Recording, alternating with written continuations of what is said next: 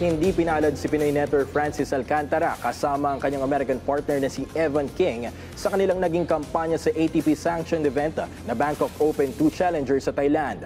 Sa naganap na quarterfinals match, nagawa pang makabangon ni Alcantara at King sa unang set. Ngunit agad na nabasag ang kanilang momentum hanggang sa ikatlong set, 6-3, 2-6 at 10-5. Katapat ang Japanese tandem na sina Seita Watanabe at Takeru Suzuki. Sakaling nanalo sina Alcantara at King, makaharap sana nila sa semifinals ang kapwa unseeded team na sina Daniel Kukierman ng Israel at Joshua Paris ng Great Britain.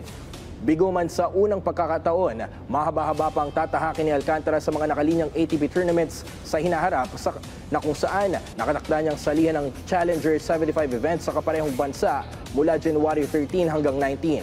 Kasunod din ito ang Challenger 100 tournaments na sa mga bansang Chennai, Bahrain, New Delhi, Pune at Bengaluru sa mga susunod na linggo. Sa kasalukuyan, si Alcantara ang nangungunang Pilipinong doubles player na may ATP doubles ranking na number 227.